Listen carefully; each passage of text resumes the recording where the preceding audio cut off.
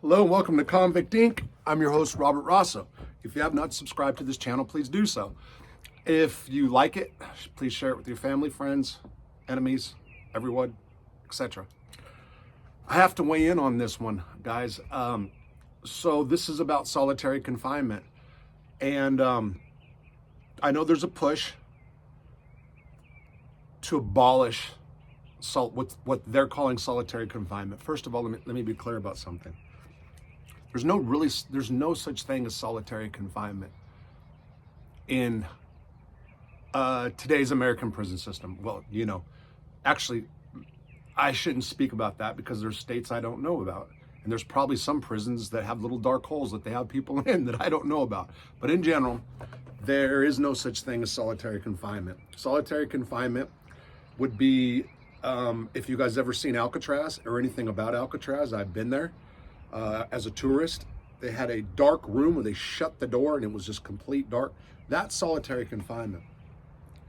What we have going on now are special housing units, basically jails within prisons. Well, let's even look at the supermaxes, such as ADX, formerly Marion in the federal system, California, formerly Pelican Bay, which are probably going to reopen again, but I'll get to that in a minute. And all the other what's called level 6 supermaxes. Even those that have one person per cell, I would not consider solitary confinement. They have ranges that they can yell back and forth. They shoot kites, which are messages, via little strings that they have. You can communicate with people. That's not solitary confinement. Now, when it comes to being in the special housing unit long term, I've done probably 6 years altogether, locked up in SEG, 11-month program, 18-month program, 6 months here. I've done quite a bit of time. I actually liked being in the SHU. Depend on different prisons or different times of my life. Mostly what you have is a 2-man cell. There's 2 guys in the cell and you develop a routine. Your days go by really quick when you're in special housing. You start off, for example, you listen to NPR for breakfast on the radio, you work out, you read, maybe listen to another talk radio or something like that. Days go by really quick. When I first started going to the hole in the feds, it was fun. I was partying and there was more drugs were like real easy to get. We made wine, the cops let us make wine. It was a blast. Also very dangerous, by the way. The rec cages in special housing units are really dangerous, but that's for a different time. Here's how it's supposed to work. If you get in trouble, let's say I get into a fight or I get caught drinking, whatever, an infraction, they're supposed to bring you to the hole, SHU, special housing unit, give you what's called a lockup order, put you in a cell. You then see a unit disciplinary committee or UDC. And then if it's serious, you go in front of the DHO. They give you time sanctioned, anywhere from 15 to 60 days. You're done, you're supposed to get out. Staff does misuse this. Now, there's something else that's called administrative detention. That is, they can put you in the SHU, the hole, the box, for no reason. They'll say that you're under investigation, but they won't tell you what for sometimes. That's if they're pissed off at you, or they can't catch you for doing something, or they're just mad, or some staff lied on you.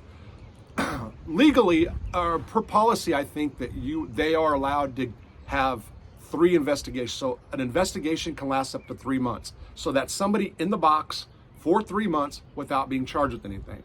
They can then ask for 2 more extensions, leaving somebody in there for 9 months. And really, I've seen them go past that, okay? Which is illegal, not policy, but people don't really file on it much because it's really hard to even do anything. It's a long, drawn out process in the court systems. So what they do is staff misuses it. Also, when you're talking about the mental health aspect of being confined like that, I would agree with those that want to abolish solitary confinement for juveniles. The juveniles should not be locked up any more than, let's say, 15 days. And I'm sure that there's going to be some extreme cases when it comes to juveniles too. I can make an argument there. When it comes to adults,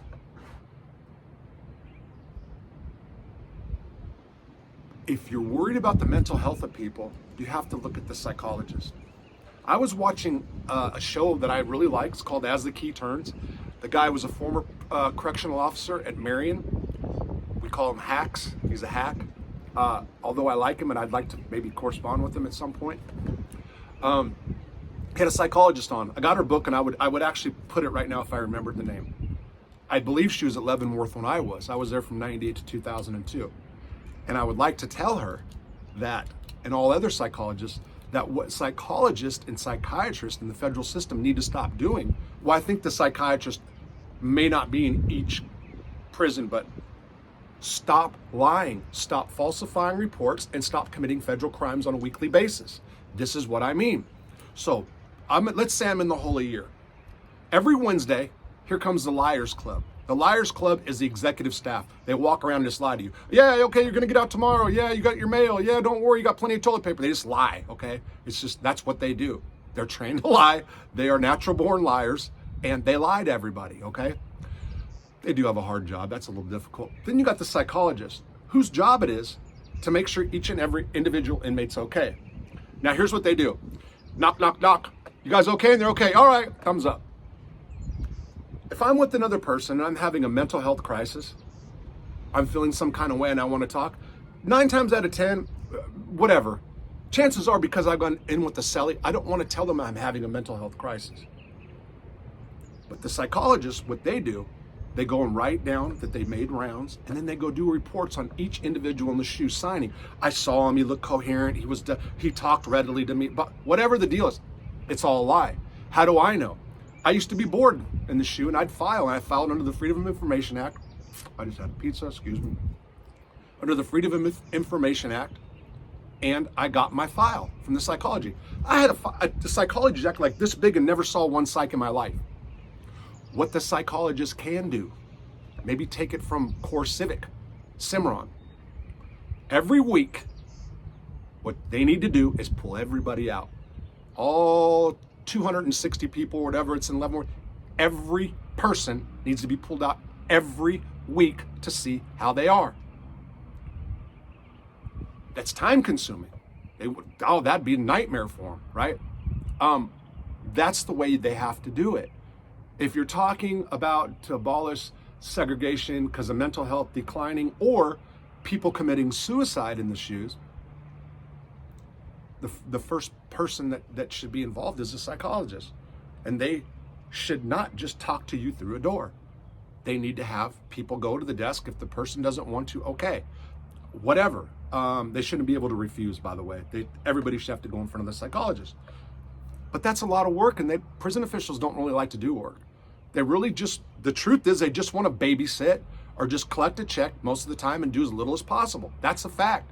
So to get every inmate out of each cell requires a guard to have to open the door, open up the bean slab, put 2 people in handcuffs, pull them out. It's time consuming.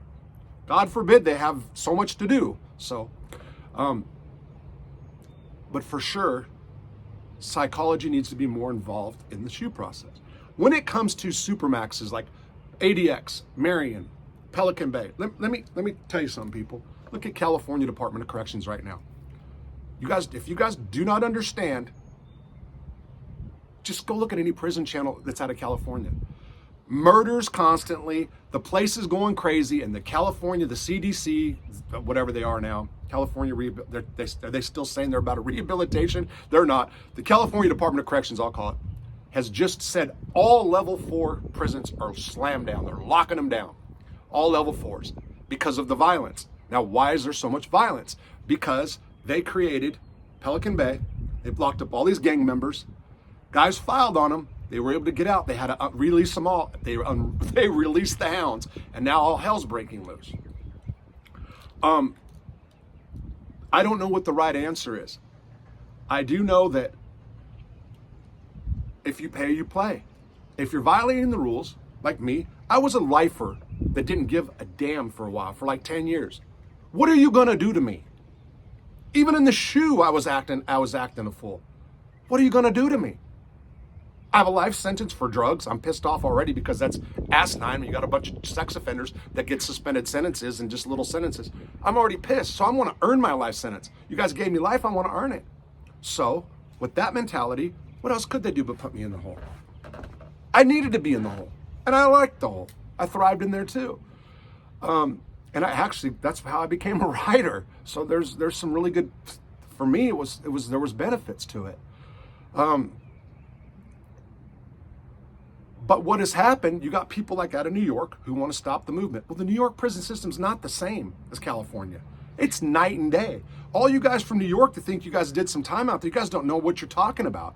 California is off the chain, brother. I mean, that you go in there. I was just listening to by a former prison star, a channel that I like. A kid went in there with a 6-year sentence, and for whatever reason, they sucked him in. The gang sucked him in.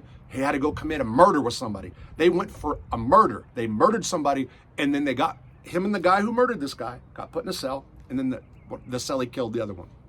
So probably the guy did something wrong, because that's like killing two birds with one stone. So something's going on there. But my point is that prison system, people wouldn't even understand it. Most of you guys do not understand it that have done time anywhere else. And I did time in California. I did time in Chino Central, which was level 4, I guess, whatever. It was reception yard. But then I went to did most of my time half my time at CIM, which is like Camp Snoopy. But what I'm trying to say is, it almost breaks my heart that I would advocate for lockdown, you know? But the problem is our culture. There's a cultural problem which then filters into the prison system. And let me explain. Let's go back for a minute. The prisoner, the convict of yesterday is not the same as today. So let's look back in the 60s when the Braccarillo family and the AB started, when it's thriving, okay? Everybody's trying to protect their own race for multiple reasons. Those guys that were involved in that stuff were a total different caliber of prisoner. They were armed robbers, they were murderers, they were different caliber, and there was no cameras. Then you enter the 80s, the drug era, the crack cocaine, the cocaine. Then you got a bunch of drug dealers in there. Now, some drug dealers can be violent, but in general, drug dealers are not the same caliber people that are going to go rob and do home invasions, kill you, shoot you, do armed rob. It's different. It's a different inmate. Carmine Persico, former leader of the Colombo crime family, taught me that, and it's true. So those guys were different. Then you got today the children of hip hop, the remnants of hip hop, gangsta, yo, my N-word, you know. And I'm talking about white kids that emulate that crap, okay? I'm not black friends. I'm stating something. Take it easy, okay? Here's the deal. I have watched so many white youth that were nothing but little yo boy wannabe wiggers. That's what the W. And they came to prison. All of a sudden, they're sporting white tattoos, white racial tattoos, not even understanding what it's really about. Hello, Sack. Hello, Tin Man. He was the classic wigger. He was a little blood out of Utah. Yo, grew up in MTV Raps. Then started what became a monster of a prison gang, Soldiers of Varying Culture, who were just thriving in the feds and became brutal. 4 of the members are on death row, I think, okay? A yo boy started that gang. He is a product of hip hop. White boy wanting to be black in a black gang on the street, then starts a white gang when he goes to prison. I mean, I got to give him his props on that too, for real, on what happened with Sack. Anyway, my point is this: the culture is screwed up. So now, it's not what was Hispanic gangs before, black gangs. There is everybody's ganged up. It's absolutely insane. So to go back and say that we need probably now solitary confinement, when people are saying more than ever. Because the prison systems are so screwed up. And it kills me to advocate for that. It kills me to see the criminal justice reformers going backwards right now. Here, Halton Fentanyl Act, everybody's cheering for it. Mandatory minimums, yay, I get what fentanyl's doing. But there's a decline, and that's because of liberal policies that run amok. went too fast on the stupid things. Bail reform, let everybody out.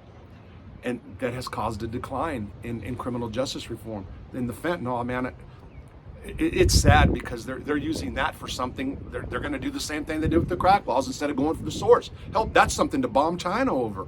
The fentanyl, that's something to go to war over. And there's a war on our people, but they're going to go for the war on the citizens instead of going for the war on the country. It's easy way out. Lock them all up. Although I would agree that people that put fentanyl in drugs, i.e. poisoning, need to be killed. I'm sorry, hypothetically. I'm sorry. So that's just speaking, okay? But the whole solitary confinement, does it ruin people's mental health? I would argue that my mental health is deteriorated because of all the prison time I've done as a result of me being a drug dealer, or as a result of me not being a government cooperator, because I would have been given 2 years and never would have done that life sentence. But whatever the reason, I believe I suffer from something for sure. Hell, I can't go out. I mean, I'm getting better. I'm getting better now. But there's something that goes on. So of course they're going to have people that have problems if they're locked in a box all day. Again, psychologists, go do some jobs. Instead of collecting that big paycheck that you guys do, go actually put in some work. And I know some psychologists would push back on me. They have a hard job because they want to. A lot of psychologists come to prison. Oh, they want to save the world. Plus, a lot of them are pretty girls, and there's a whole different issue there because a lot of them do sleep with the guys. That's the fact. There's a whole different issues. They want to save the bad boy or go find their bad boy, whatever they're trying to do. They come in with this attitude that they're going to actually do something, and then they realize it's too hard, and then they get bitter. They get bitter. By the way, as the key turns, I saw that bitter face on that lady the other day. Even though I'm going to buy her book and support her, but I seen that bitter psychologist look. There's a look, and anybody that knows, that's been in prison, knows the bitterness when they turn, when they just get, okay, this is all about a paycheck now. These dudes are scumbags, they're animals, they're never going to do nothing because they don't know how to fix anything, and then they feel inadequate. Then they got the whole executive staff to deal with and the BOP policies, and they're just screwed. Hopefully someday they can fix that. But unfortunately, for those of you in the criminal justice reform arena that want to do less of the solitary confinement, it's not the time. It's not the time. And I get why California is trying to slam everybody down now again. They're going to go from level 3, 4s, or go to level 3s. It's run amok. And whoever fault it is, it doesn't matter. I wish that we can be like Germany. I think it's Germany. I've seen some of those European models. I wish that every prisoner, even in maximum security, could have their own key to their door, have little fish tanks in them, whatever, flowers, go out in the communities on the weekends with your family. We can't, because of our culture. And that's the truth. And until then, we have to have solitary confinement. More people have to be slammed down in order to make prison systems safer. And that's just a sad, sad truth. And it pains me to say that. Take care.